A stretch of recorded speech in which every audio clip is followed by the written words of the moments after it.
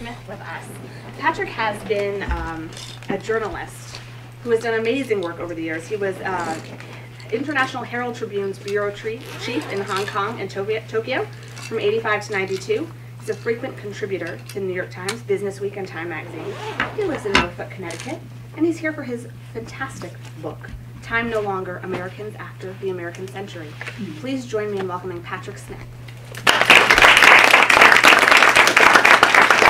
Thanks very much. I'm a little astonished at the size of the crowd. It's terrific you're all here, and some faces I actually recognize from St. John's and Barrytown. What? Louder? I Yes. tend to be a mumbler, but I don't think the mic will matter. The mic is just for filming. I'll do my best. And just go like this if I need to speak more. All right? What I'd like to do this evening is divide things into three. I'd like to spend a few minutes talking about my very distinguished editor from Yale University Press just walked in, Chris Rogers. Spend a few minutes talking about how I came to write the book and why, so that you can be, so to say, located in it a little bit, and then read passages. One will be rather expository, just from the introduction. It's just useful to a little passage that kind of conveys intent. And the second, if you're good for a second, and if you're not, just say so, would be more sort of narrative and experience, reflections on an experience I had during the Cold War.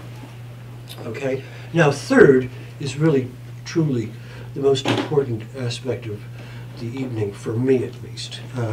And that is, I'm very eager to have an exchange with you, whether it's the formalities of Q&A, fine, but I want to hear how what I am saying lands with you.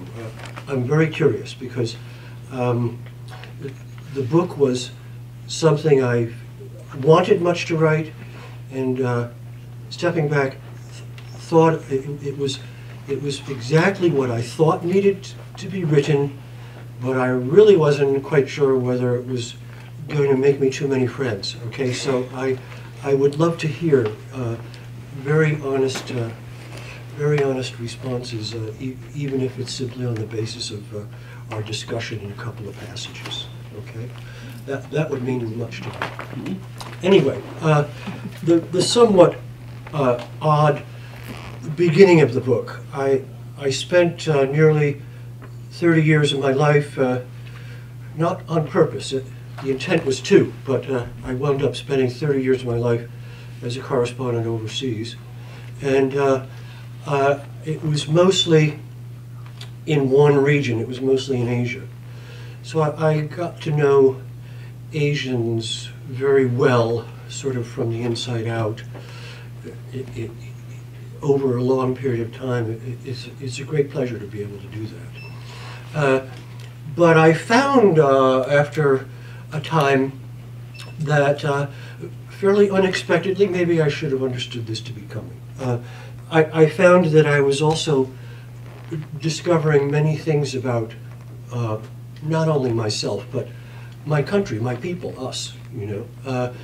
And it was interesting. I used to call it a second pair of eyes, and that's not to say that anything particularly magical happened to me. It happens to a lot of people who are overseas for a long period. And what I'm talking about is the simple matter of detachment, okay? Nietzsche wrote a lot on this topic, his whole obsession with perspectivism and so forth. As he said, you row out from your shore and turn and look back. That's when you learn yourself. You cannot know yourself from within. And I've always found that a very persuasive way to think of it. He was writing all that in the 1880s. So we have to bear in mind he was talking about the Western world versus the colonial world, but matters not really. I think it's still something we can much benefit from, and we Americans have so little opportunity for this. We're large, we can travel 5 days and still be talking only to Americans. This is not the experience of most of the world. So I decided, it was on that basis I decided to do what I had been mulling for a long time, which is to write a book about my own country. I remember my agent saying, "Oh no, you're an Asianist, man. You can't write a book about America." And I thought, wait, I can write about China and I can write about India, but I can't write about where I grew up. Didn't work. And I'm very pleased that Christopher read with sympathy the synopsis I submitted, on the basis of which Yale bought the book. My point in writing all this was to convey some of the, to convey a new way of seeing that I found taking root in myself. Coming home, I was entirely American, of course, but seeing again with that other pair of eyes, it was such a remarkable experience, and I began to realize the conversation in our country began to jar me. I kept thinking we're out of phase, you know. We're not with it in ways that Americans are always supposed to be quite with it, you know. Traveling all those years in Asia, over and over again I would hear, "You Americans are so terrific. You can always change in changing circumstances." And at first I took that to be so, but then I reflected upon it and I thought, it's actually not true. I mean, India is really changing. China is really changing. Believe it or not, so is Japan in its quiet little way. But are we? You know, we have technological innovations, and we seem to think that counts as change. But technological innovations don't count for change. Change we must think of in terms of philosophical outlook, ethos, the way we live, the way we look upon other people, and so on and so forth. That's change. And I just didn't think we were moving along into the 21st century, particularly, not knowing ourselves, sight, perspective. That was the point. So how would I look at all this? And I'll be done in a sec. How would I look at all this? I decided that the essential distinction I could make out in our thinking was between a mythical way, a mythologically based way of thinking, a mythologically rooted way of thinking, and an historical way of thinking. So what do I mean by that? Well, we think of our country as a republic, of course, that's what it is. And our memory of our country's founding, where does it start? Late 18th century, okay? So we are talking about Republican-minded people erecting institutions that will function in an earthly democracy. Great. But we have failed to recognize, and that is placing America in history. History is made by men, not God, and history requires incessant making of decisions. It doesn't. It's not the hand of Providence. But okay. But we tend to leave out the other part of our makeup, which is originated a century and a half earlier, and that is the kind of the mythical consciousness brought across by the early settlers, the famous Puritan leaders, and so on and so forth. Okay, and they had a notion of America as the end of history, the leader of humanity, guided by God. It's on our money and everything else. And I think we've lost sight of the extent to which this rules our judgments, and I see it all the time in our political divides. Okay, not to get too political, I'm perfectly happy to, but we can do that another time. We are listening to a group of people who are arguing historically, we have to do these things, never mind the founding fathers. We have a 21st century society here. And we have a mythologically originated political ideology that says, no, we are always just the best the way we are, and God is with us. Okay, it's half the reason we think we have the right to shell Syria. You know, these things go on. Look at Bush's rhetoric on the way into Iraq. That was he used the word crusade as precisely what it was, you know. So I wanted to get at all this and say, here's how we think, and here's how it goes right, and here's how it goes wrong, okay? With that, perhaps I'll read. And I think it's enough to, you know, push you in the pool, and we'll see how it goes. You can shout me down after one reading. If I can persuade you, I'll do a second. This is from the introduction, just straight expository writing. These essays begin with the thought that our moment is comparable in magnitude to that proclaimed by the larger-than-life millenarians who put America on its course nearly 4 centuries ago. The vision that John Winthrop did much to shape and set in motion in his City Upon a Hill sermon in 1630 is now an exhausted narrative. There's no such place and never has been. To recognize this will be, for many Americans, a great disillusioning. This is a positive prospect. It will bring difficulties, surely, and it will take time, but it will change Americans in ways they urgently need to change. These essays concern a nation that has many choices to make. These choices will be formidable, but we can take the having of them to be a salutary position in which to find ourselves. How to live, how Americans might understand themselves, among themselves and among others, how to act and advance in a new post-American century. All of this must be determined to accommodate a new era. Until now, America's myths and stories did this work. The mission was set, all dissent sooner or later absorbed into it, and the task was not to change in any new circumstance, but to carry on as before. An elaborate collection of national stories has preserved the notion that America enjoyed an exemption from time itself. It is in this way that America now finds itself suspended between myth and history, the one failing us at last, the other with a beckoning finger raised. No more succinct description of the American condition seems possible as I begin these pieces.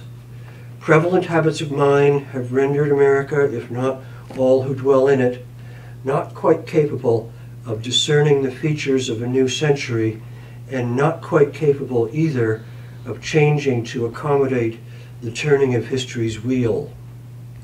As a nation, America cannot yet imagine a future for itself at a moment that demands this imagining because it enjoys no true understanding of where it has been, how it arrived at its present moment. Nietzsche made this connection in the 1870s in his well-known essay about the uses of history for life. That's actually the name of the essay. And many others have made the point since.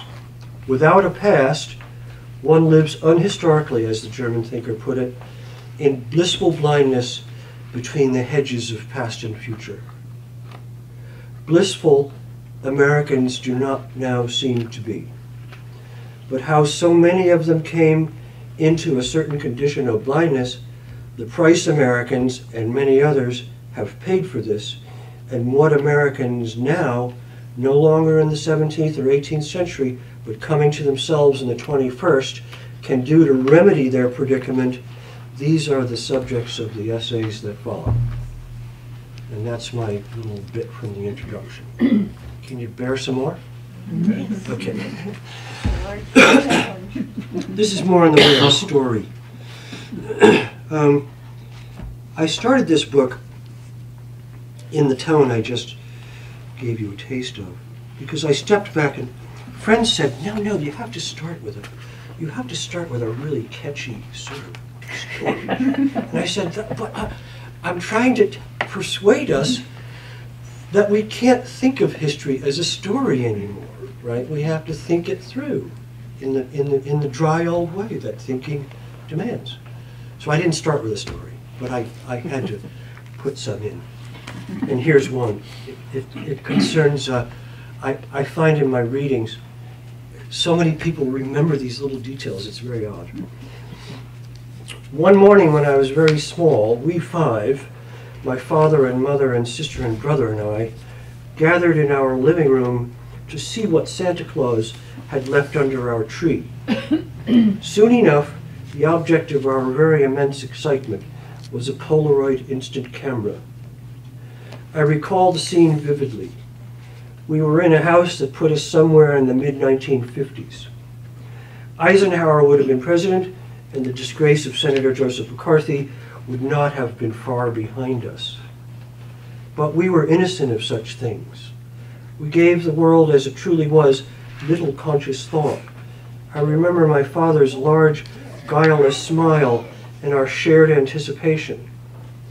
I remember the elegant leather case the camera came in, well finished, well stitched, as if it would be a thing passed down from one generation to the next, like a final pair of binoculars or a beautifully crafted whiskey flask. In those days, one had to smear each Polaroid image with a stick of glue-like substance, presumably a photographic fixer of some kind. I recall so well that pink pungent grease as we puzzled over it and made our first pictures that morning. It was as if we could not wait to see ourselves in those images that somehow transformed us. The Polaroid sensation did not last long in our family. Soon enough, the camera and its case and the box both came in, took their place on the hat shelf in the hall closet, that small zone of lost enthusiasms. It rarely came out again, so far as I am able to remember. The images were very small in those early days of instant photography, and there are very few in the flotsam of our family's stream. All this came back to me one morning in the autumn of 2001. It was October. I had gone out to the barn to look for a set of files, and there at the bottom of the wrong box was the Polaroid. I took it out. The case and the camera were in immaculate condition. Only the box showed any wear. Plainly, it had shuffled from household to household for decades and had at last landed in mine. The week before this discovery, on October 11th, Polaroid had declared bankruptcy. I had not taken any notice at the time, but holding the camera in my hands, perfect and perfectly useless all at once, it seemed to betoken the end of an era, at least in the way of personal history. Years later, what had become of the Polaroid caused me to reflect. I considered the ways Americans saw and did not see themselves. Did Americans then, as now, truly desire to see themselves? It seemed a germane question.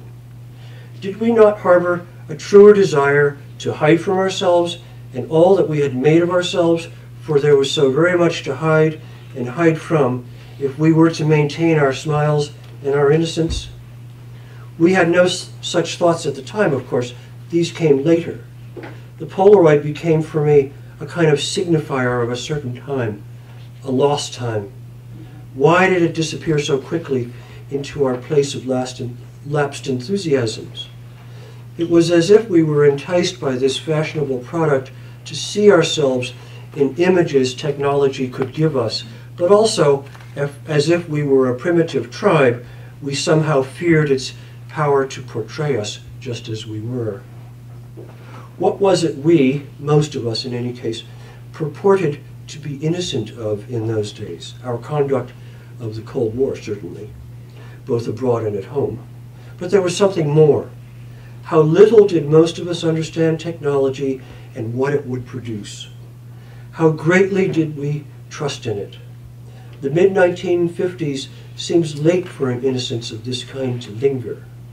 But we knew nothing of the power technology would cast over us, nothing of the confusion it would create between means and ends, nothing of the speed with which it would move and change, or the damage that speed would wreak upon our consciousness.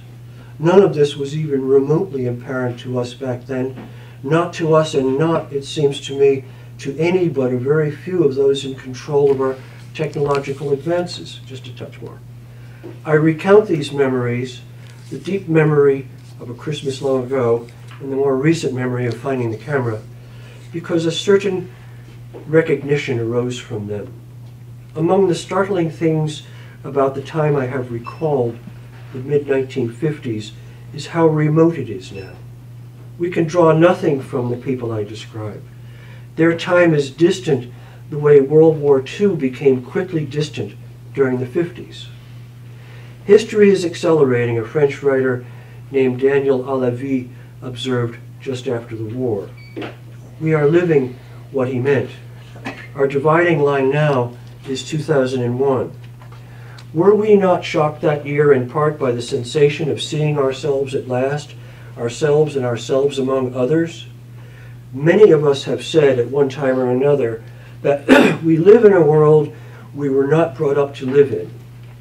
This is true now of the nation. It is also part of what Alavi meant. America, ever dedicated to its original design, is not a nation made for this time. It has always had a past, a note on Hegel that won't make sense to you. And now we must be especially attentive to it. We must re-involve ourselves with it. We must look again at all the old images and find ourselves in them as we truly were, not as we thought we were at the time. I say this not for the sake of going back to the past. It is gone, of course, and that project is always folly, but for the sake of moving forward, moving on from where we once were and where we think we are now. This is our most pressing 21st century task. Thanks. I know some of that may have landed hard, but that's what I wrote. Grateful for your ears. And now I want part 3. Can you, somebody tell me what you thought? Well, I remember that pink glop also. Yeah, that's, I remember pink this glop. pungent Everybody. odor of it. Yeah.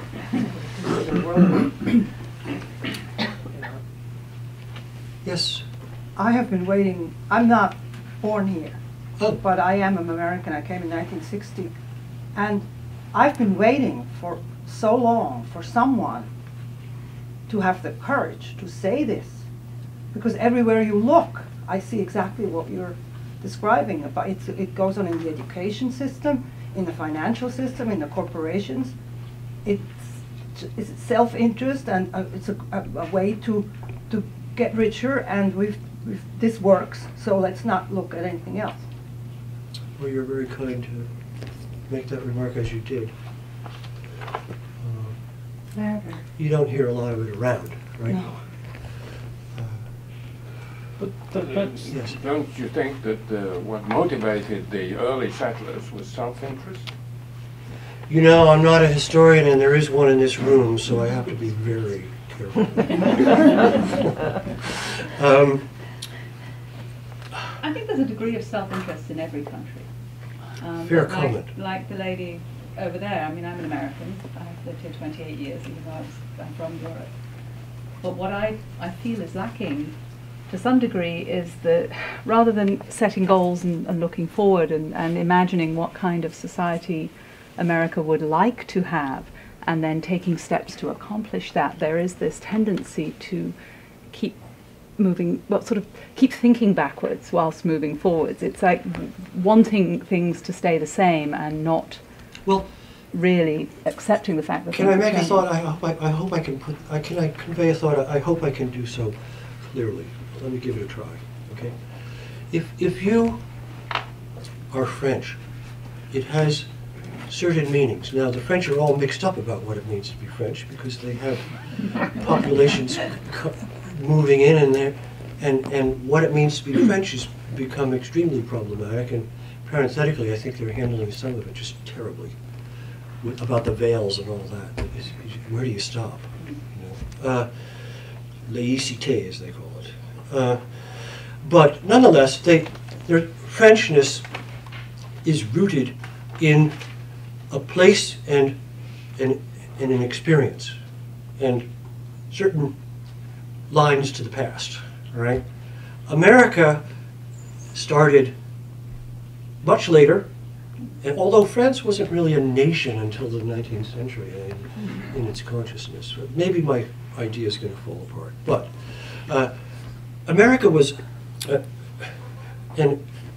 concatenation of all sorts of different people, and we need to hold on to our founding myths because that's all we've got. Other than that, this person might be from this country and that person might be from another country, and there's not, that's our glue. We need to hang on to that as our glue. And I think it's, I'm putting this way too simply, but I think that's what causes us to retard our own progress and our own thinking and be stuck in these, and to sort of make ancestor worship out of the founding fathers and so forth. It's just not natural, you know.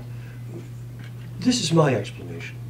A new land, a variety of people who didn't really have all that much in common, and as you said, I believe this to be so. Self-interest is much more powerful a force in this country than I think we may be aware of, right? We tend to try to tame the notion of self-interest by saying, no, it's good for the country, it's the way the market works and all this sort of thing, right? But I started reflecting in the 90s when I was back for a period. I would get in a taxi and the guy would be from Suriname or Pakistan or Bangladesh or something. And I would talk to them, especially if they were Asian. I would say, what's the plan? Or how's it all going? Oh, my family's back in Pakistan. I send them all the money, and when we get the house built, I'm out of here. And I thought, you know, it was a shock at first. What? We're no longer the promised land? It's an important thought. And then you go back and say, maybe we really never were. I mean, everybody just came to, as you said, everybody came to grow affluent, and that was the deal. The rest, let it happen the way it happens. You know, it's a thought. It's a flimsy thought at this point, but it's the way I'm beginning to think. Enough on that. Yeah. You mentioned the change in the world right now. India, China.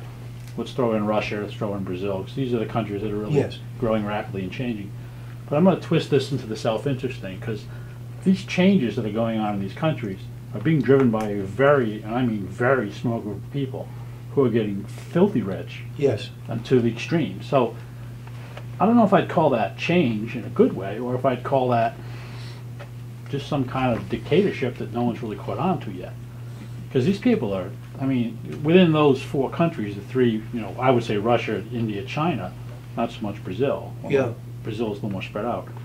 But there's only, you're talking a handful of people who are actually driving this. So when you can come into a valley in China and completely displace everyone in there for 40 square miles and just say, you don't live here anymore, and build a city, by the way, that no one even lives in yet, in 5 years it's been built.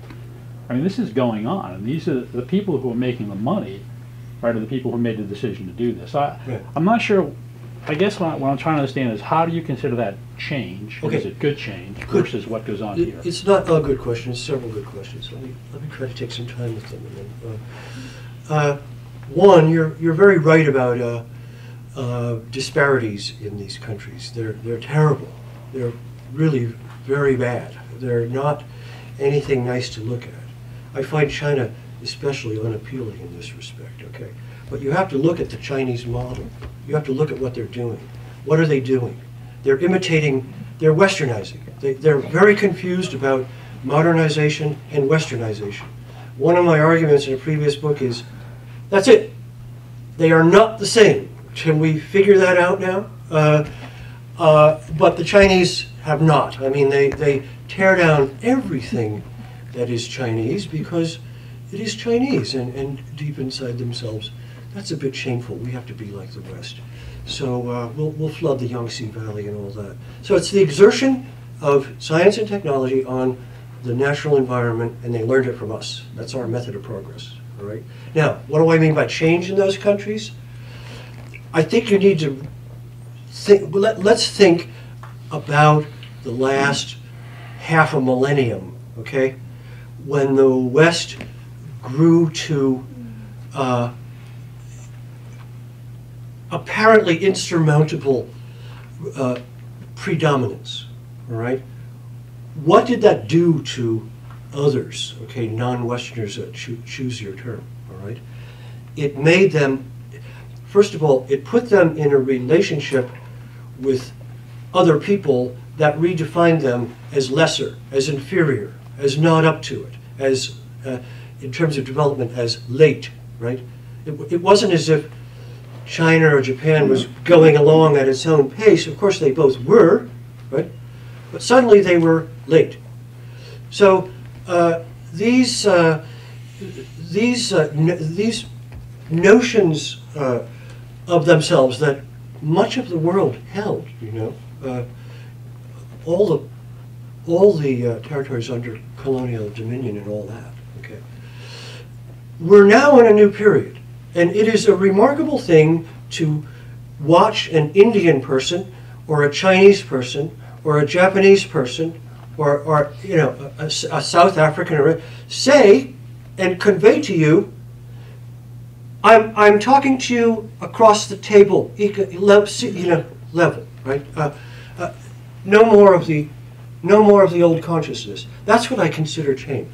Okay, and to extend the thought on, this is what I think Europeans are beginning to grasp. All right, they're finished with la mission civilisatrice. They don't want to hear about it anymore. Right? They're not into civilizing the darker corners. Forget it. All right. We tried it. We made a more or less a mess, and it's done. We are not getting that through our heads. That's why we're sending cruise missiles into Syria. They are not like us, and if they're going to get anywhere in the world, they have to be like us.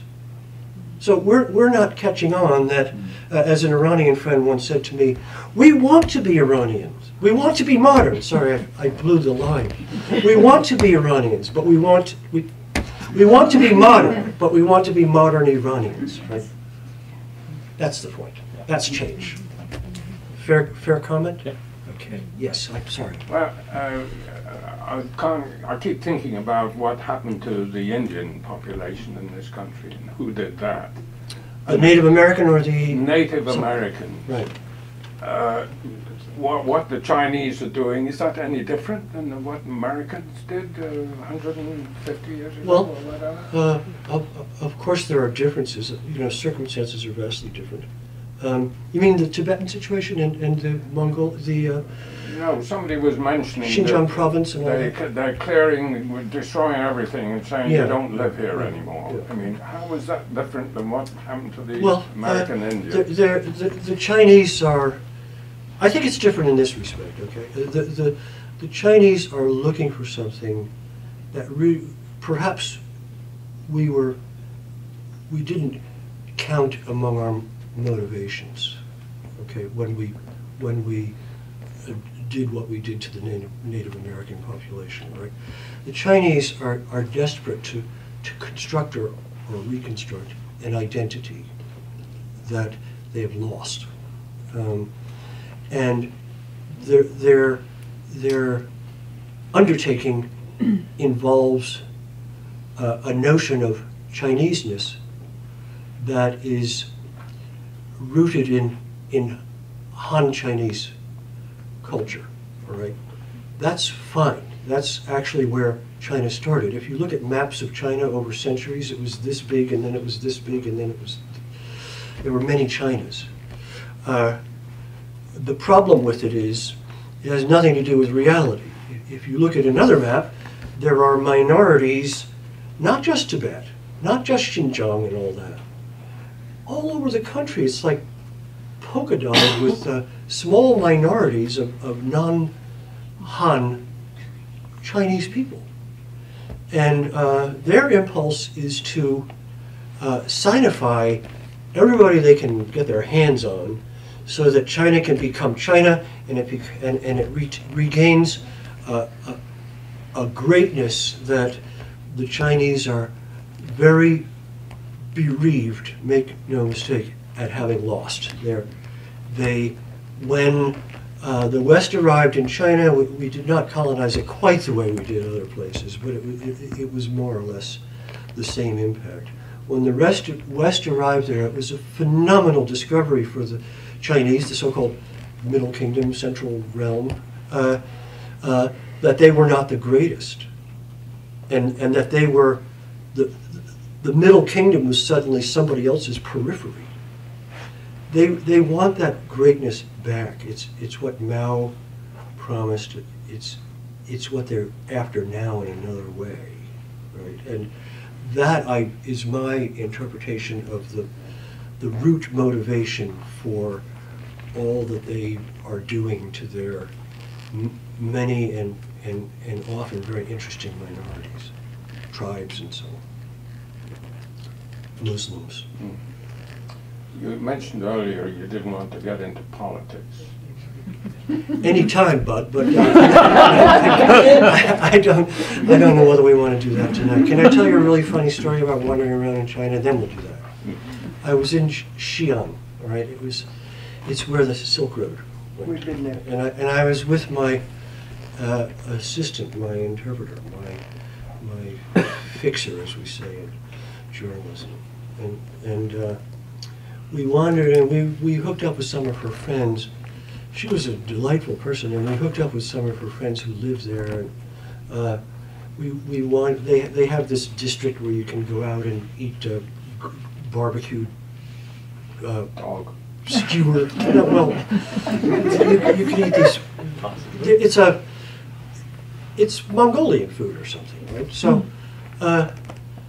as we drove there, things got more and more Muslim, and I began to remark, this is really interesting. And we went by a mosque that was in the architecture of a pagoda, but it was a mosque, right? It was this sort of syncretism, it always fascinates me. So I turned to my assistant and I said, damn it to hell, I forgot. This was the terminus of the Silk Road. And she looked at me and said, that's completely wrong. It was the beginning of the Silk Road.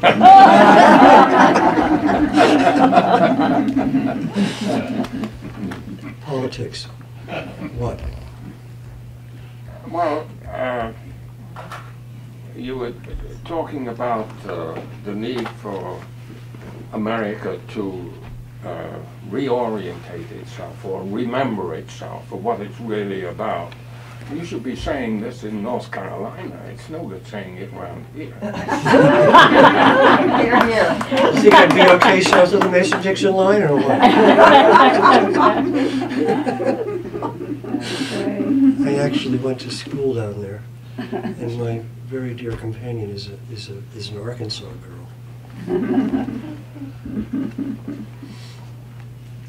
Excuse me. You know, there are large parts of the country where the complexion of our thinking is of course very different. I don't know how all this sort of thing would land there. So there was a bumper sticker. I always look at bumper stickers. There was one on the way over tonight saying, I don't believe, and it was in big letters, so I had to see the second line. And the second line was, it said, I don't believe the liberal media. I thought, God, we are so different, some of us. I didn't get that at all. That's almost Yes? well, along took this up in your book, but you know, of the appropriations of history that have recently roiled our politics, the Tea Party is a kind of interesting phenomenon because it's so self-consciously historical. Yes. Its claims are so self-consciously historical, and its history is so skewed that I was wondering how you sort of fit that into your vision. Well, thank you, Mark. My first notice of the Tea Party was in a very large spread in the Herald Tribune when I was living in Hong Kong. I guess we're going back to 2007, 8, 9, somewhere in there. I read about it and I said, number one, this can't last. These people are too ridiculous. They'll actually be good because they'll make a foolish mess out of the conservative movement in America. You know, they can't be taken seriously. Well, wrong on that point.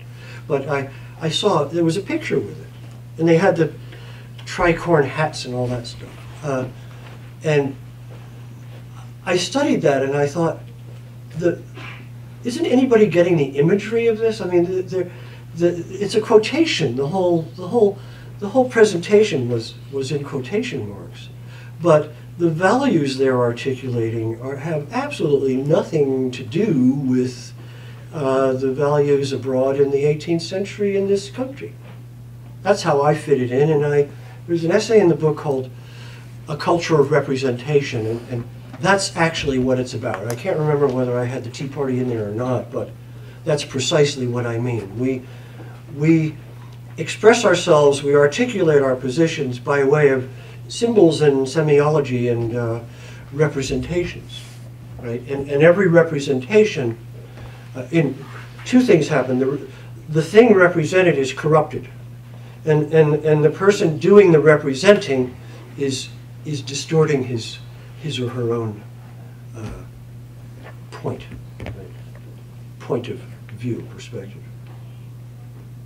Is that helpful at all?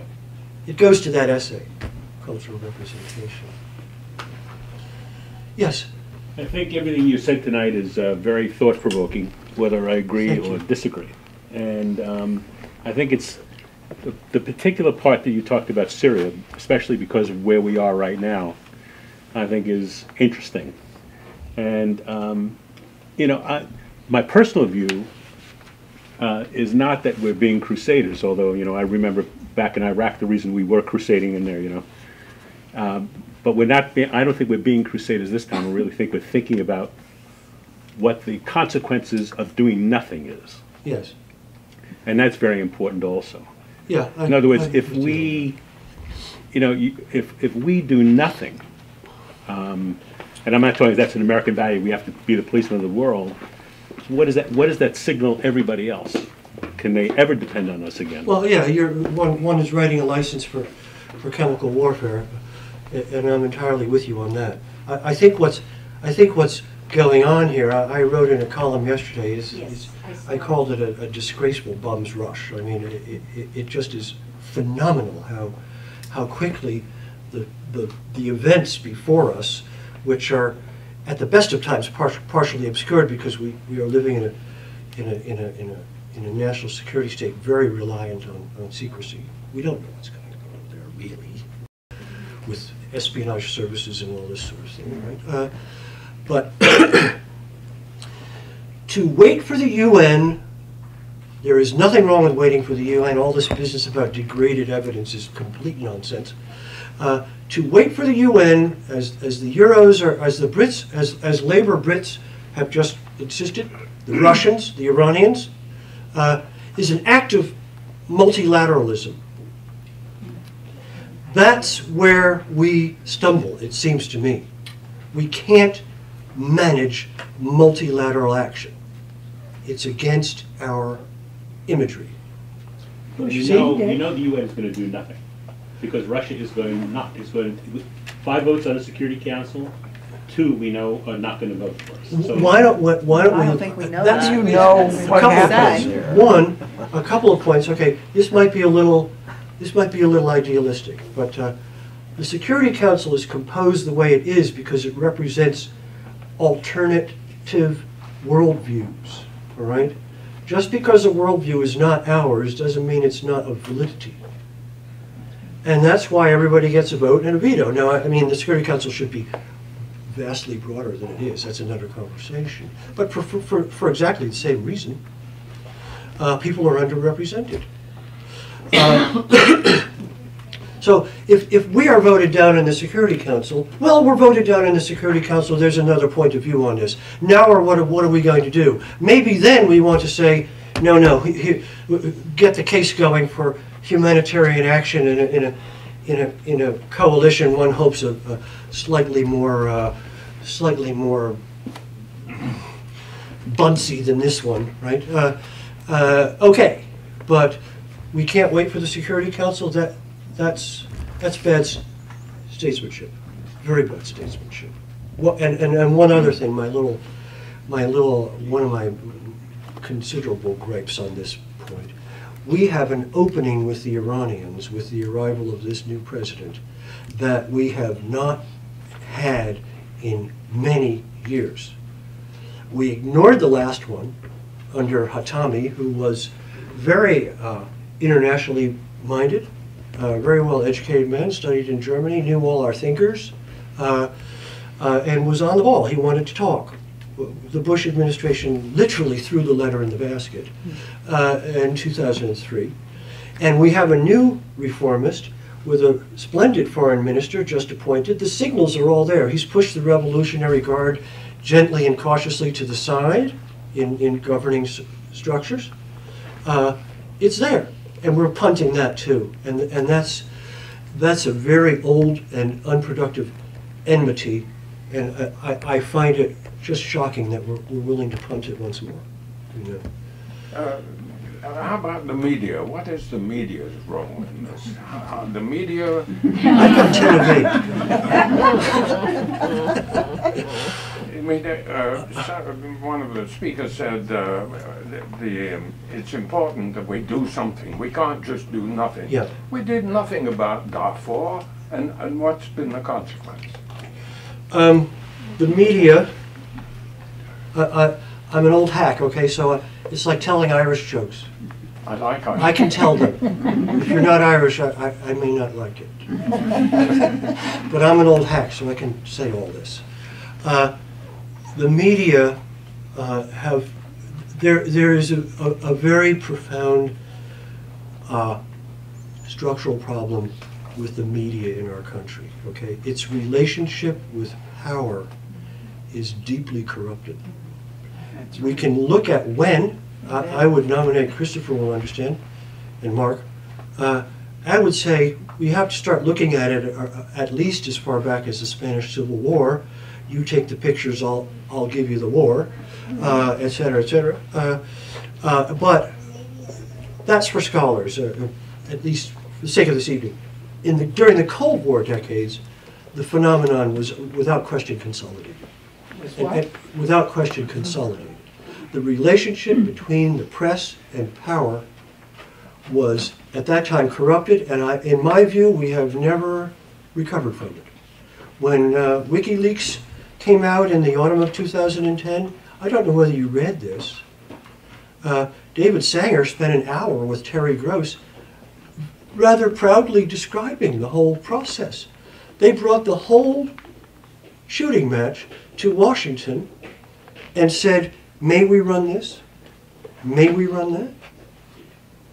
And accepted all the, not all, accepted many of the vetoes. Restrictions. During the phony war on terror, phony terrorist threat of a month or so ago, it's quite remarkable when I'm speaking to people. It's only a month ago and people don't even remember it. I mean, it evaporated like water in the desert. Right? But there it was. Yikes. The Times went to Washington with reporting it had taken from Middle Eastern countries and asked if it could run. That's getting dangerous, if you ask me. And I raise all that because the press reporting on Syria is just very sad. It's very sad. The administration went like that in 48 hours. We must have the UN inspectors, and then we don't want the UN inspectors. It won't make any good. It won't be credible. Okay? And you won't read it in the American papers, but in the English papers you could read over the weekend, the Obama administration was lobbying the UN to pull the plug on that mission. Yeah. So the press reported this without any respectable level of professional scrutiny. It's shameful. I don't want to overstate the case and get all strident about it, but it's not a good situation. And my thought is the press, all the way back to Jefferson, is a very essential part of a functioning democracy. Yes. And we've got a defective part. And we're staring at the consequences. That's my thought. That's right. I don't think we have a democracy anymore. It's possible we don't. How do you view Bezos taking over the Washington Post? Is that going to be good for journalism? Oh, I know all that coverage. Everybody cheerleaded, right? I think we have to see. He's a techie. You know, there's nothing wrong with techies, don't get me wrong, but he's a Silicon Valley man. You know, the values out there are not exactly civic, right? And one of the other problems with our press is we have lost sight of the fact that it's a business, okay, but it's a very particular kind of business. You want to make some money, whatever the model may be, although there are other models where you don't have to make any money. The Guardian, the BBC, Le Monde, Frankfurter Allgemeine Zeitung, they all have other models, right? Ownership models, okay? But ours is private sector, fine. But it has to be understood that it is a business, but also a civic responsibility, and you just never hear anybody talking about that anymore. That's why newsrooms are empty. You know? So Bezos, I don't know.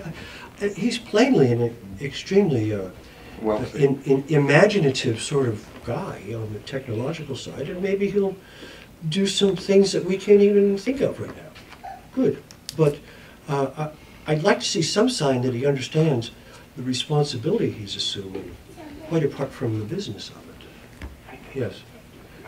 I just wanted to mention that at least the New York Times has instituted that public editorship, and I thought her column today was very good, which was what led me to your article of yesterday on Salon.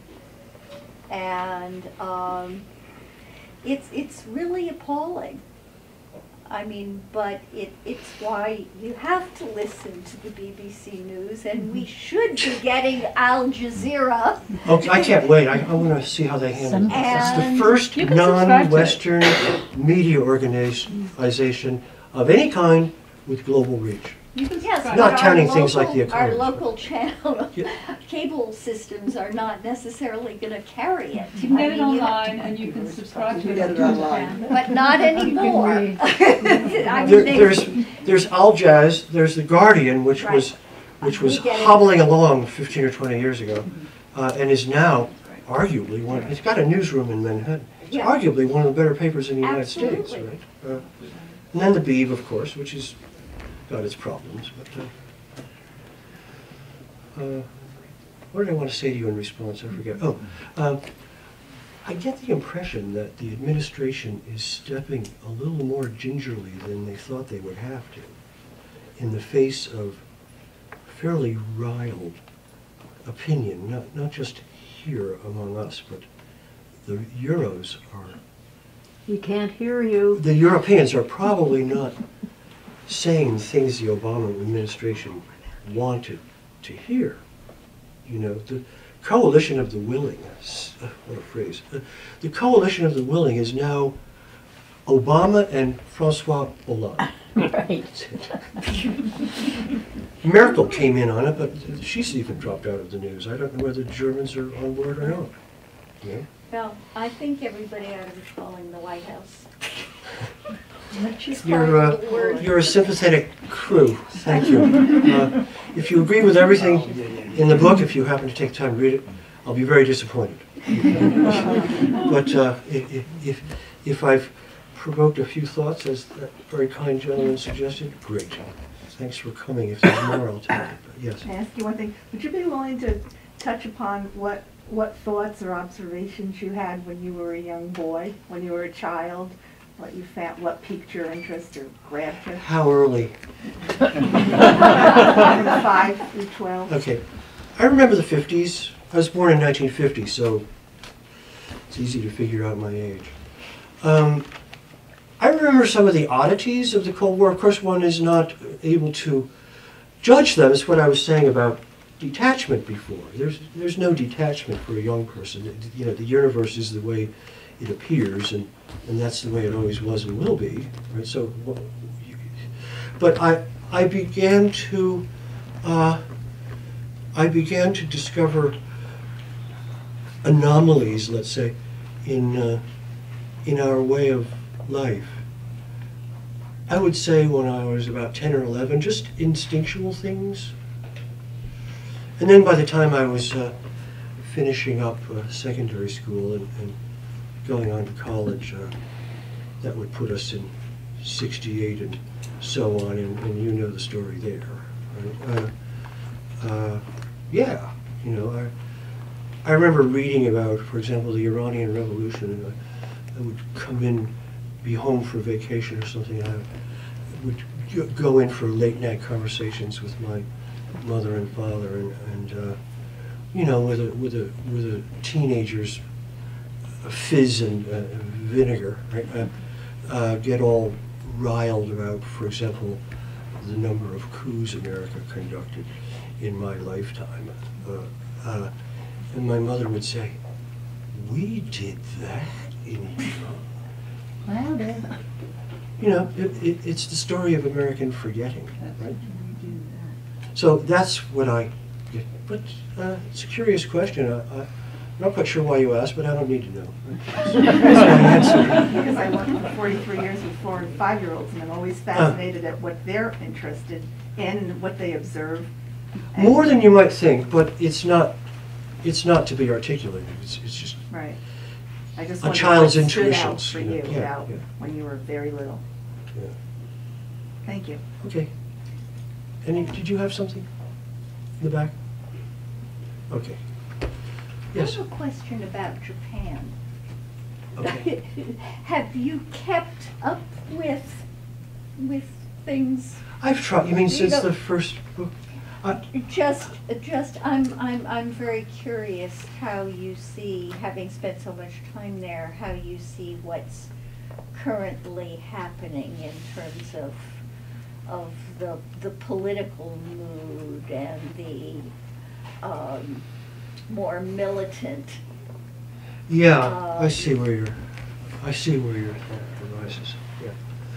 Well, I've always thought that the worry we express over the revival of Japanese nationalism is completely overdone. Abe is the son or grandson, I'm not sure, grandson of a war criminal. And his grandfather was prime minister in the mid-50s. Kishi, his name was. And he was prime minister in part because of the way Washington wanted to manipulate Cold War politics in Japan. We were a bit worried about the Japanese flipping, well, 2 worries, that they would go left, and at that time there was quite a strong left in Japan, or that they would go Swiss. They would just lose interest.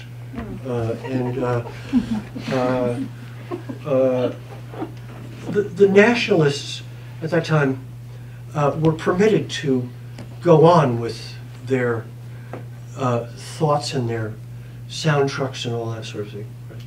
Because the root cause is in excusing the emperor, MacArthur and others concluded we can't remove Hirohito, the whole nation will fall apart psychologically. It might have. I don't think so, but allow for it, all right? But what happened in the preservation of the throne was the creation of what the Japanese crowd calls a culture of irresponsibility, right? Nobody ever has to say sorry.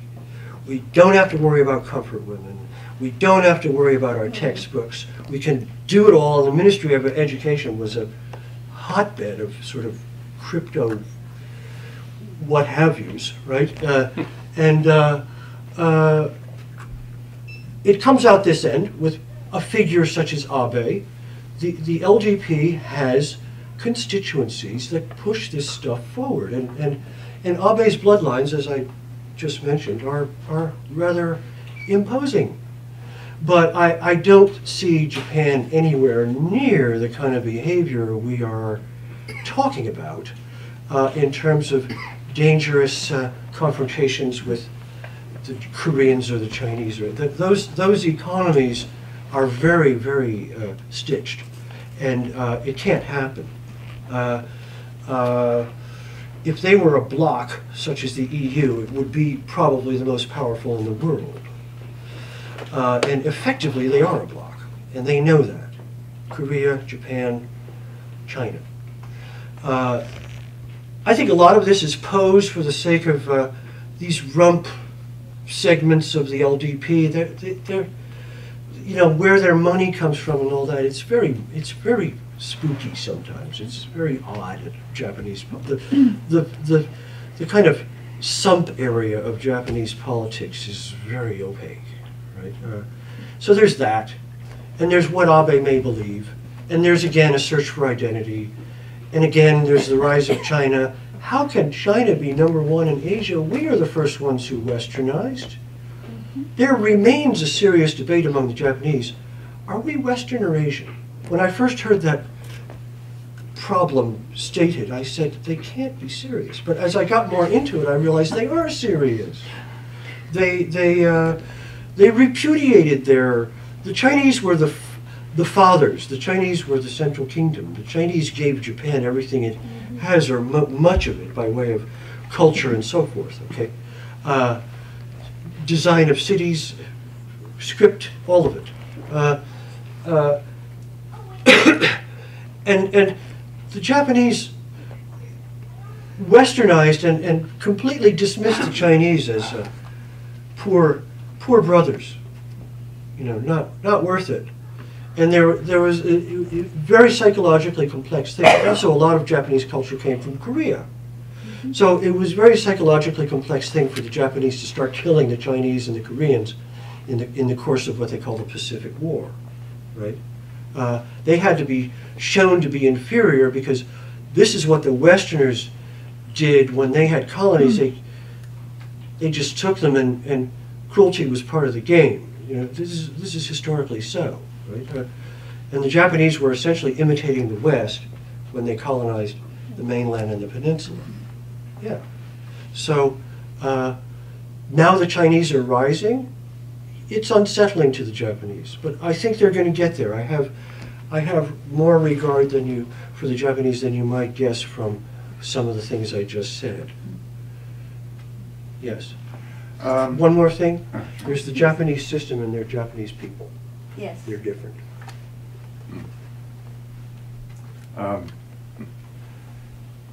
In the circles that you travel in, how often have you heard, no, that's not correct. I'd like to know if you have run across commentary regarding the relationship between Mossad and the CIA and this so-called information that they are now digging out. Have you seen this? How much of that has to do with this arrangement that we have between the United States and Israel? And there's nothing really much in the press about it. Israel's just sort of the forgotten country when it comes to this. They speak of our allies and never call them one. We don't allow them to fight. So there's a lot of interesting things taking place that to some extent seem a bit repetitive of what's taking place under Bush and Yes. here. Could you give a comment on that? Obviously, Obama's had extraordinary pressure put on him in the last 4 or 5 days, and how that is because this dismissal of whatever will be found in terms of the information. It's just, I mean, it's guilty. You know, you're not innocent until proven guilty. You're guilty. Well, what they've done, what I called in my column yesterday, the Mack truck they're trying to park unnoticed in the driveway is to say evidence of use, which is almost certainly going to be found, is evidence of Assad's use. Right. I can't climb up. I just can't climb up. But that's what they're selling. Now, the only country that would benefit, And that's what the press is repeating. the only country that would benefit from us going over there would be mainly Israel. The United States isn't going to benefit from it. Let me make a few comments. I would never go into print with this, but I love saying it or suggesting it. A very, very great deal of what we do and what is going on in the Middle East, and generally in many, many spheres of our national and international activity, we don't see everything. We are living with a degree of secrecy that we can fool around with unprecedented, I don't know, but it's very considerable. So we don't know what exactly is going on over there. And questions come, it's a blank space. And again, I was a correspondent for a lot of years. When you are in a country, Singapore, Malaysia, Japan, China, maybe not India, it's so huge. You know the spooks. You know exactly who they are, and you know what they're doing. I can't imagine there is a correspondent in the Middle East who doesn't know more than he or she is writing about this blank, this rather large, we come to suspect, only suspect, blank part of the picture, the canvas that's unpainted. All right? So yesterday, so they're going to gather evidence, and it's going to be whatever it turns out to be. If history is a guide, it'll be impossibly flimsy. It'll be insultingly incomplete. But they're going to gather the evidence, they're going to present it to us. And we learned yesterday, and this is straight out of the European press, that most of an Israeli defense or intelligence, senior intelligence official leaked it, I can't know why, he was unnamed, that most of the intelligence the West is relying upon for what happened in Syria was gathered by Israeli spooks. Well, then we know. Now, really, does that ruin the party or what? That'll really be unbiased. Yeah. I mean, we're not listening to detached sources on this. And again, upsetting, I'm beating the same drum. Why aren't we reading about that in our major newspapers? Yeah, well, this is the point. I think when you go back to the Iraq War, all the polls will show that the French had 80% that were opposed or something. The Brits had 79% that were opposed. The Italians were up there in that same percentage. And the Americans, it was always the other way around. And I thought to myself, can we possibly be dumber than the French or the Germans or the Italians? After all, our bloodlines are so mixed, we're part of them all. And then it occurred to me quickly, red, like a bright star. It's the press. We read and see, whether it's the television or... And they get the press too, but their press was still more critical, still balanced at that time. Was it opposed to the war? And the people that were reading it, and the letters to the editor, and the polls taken, were opposed to us getting involved in Iraq. Yes. Whereas over here, we were reading the people that weren't opposed. Well, Judith Miller and all the rest. Yeah, one of my favorite people. That's why I'm kind of trying to scratch away at the surface of the granite, you know, and just say, what? The media, properly understood, the media, the press is a pole of power.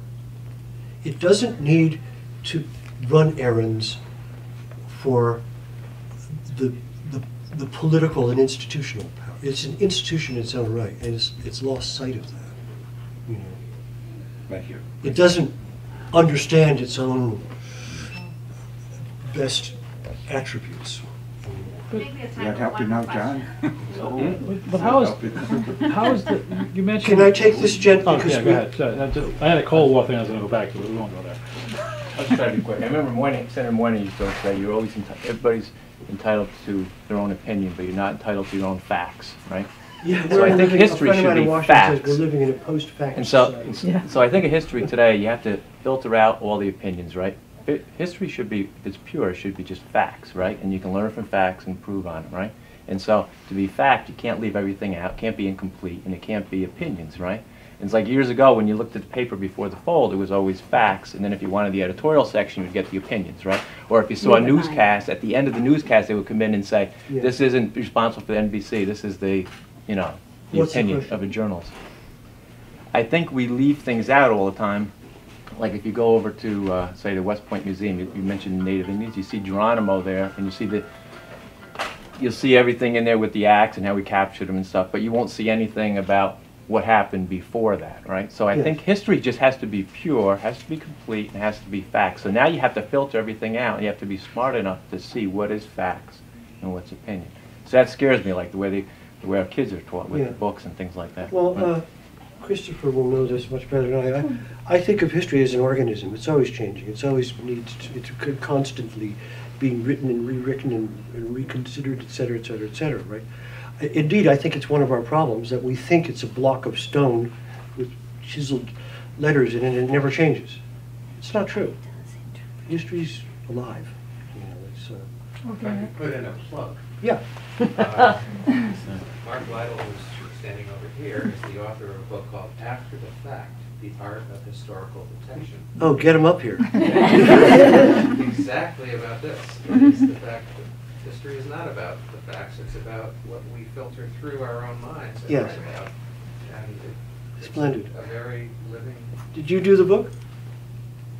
I did an Once edition. upon a time. A long time ago. Really? It's still in print and it still sells 30,000 copies a year. It's a great book that's been around since the early 80s. Bless you. But it's a wonderful, and it's divided by essays on particular episodes in American history where historians have evolved and changed their opinions. The name once more is After the Fact. Let's do this quickly. I was just going to, you mentioned that the press seems to have strayed from its factual reporting, and I'm running into total story from the Cold War. It's not, well, they're not, I mean, it's very tricky. I call it the power of leaving out. And that's what I was going to say. We've been doing this, like you said, since the Spanish-American War, and during the Cold War, we did it to excess. And I'll tell you one funny story that happened to me as a wet behind the ears 19-year-old rescue swimmer in the Navy. We're on a Kitty Hawk, we're cruising around the top of Japan, we pick up 4 Russian heavies, 2 Chinese lights, and a bunch of other different countries from all over the world. And I'm in the first briefing, I'm going, okay, you know, the Russians, oh, this is pretty scary, you know, because all I've heard about is dive under the desk, right, and whatever. And on the map are a bunch of H's, which represent helipads that we can land our helos on, because I'm a swimmer and we're in helos. And there's 4 red H's. And I said, what the heck are the 4 red H's? And they said, oh, those are the Russian heavies. I said, why are they showing up as helipads? And they said, well, if you need them, you can land on them. I said, what? And everyone in the room is laughing at me, and I'm going, how is this possible, right? And that was one of the things. You know. Tied up? I think we're at our time, but if you folks still have questions for Patrick, you can definitely ask him as he signs your books. Thank you so much. Thank you.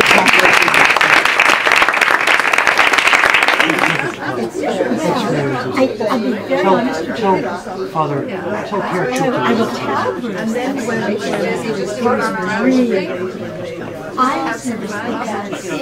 some of those Linda and no,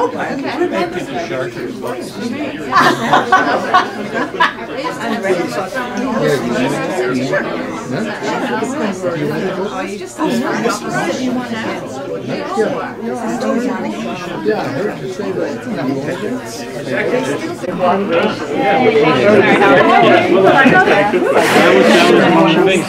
So a lot of the Wait a minute, this is like against everything.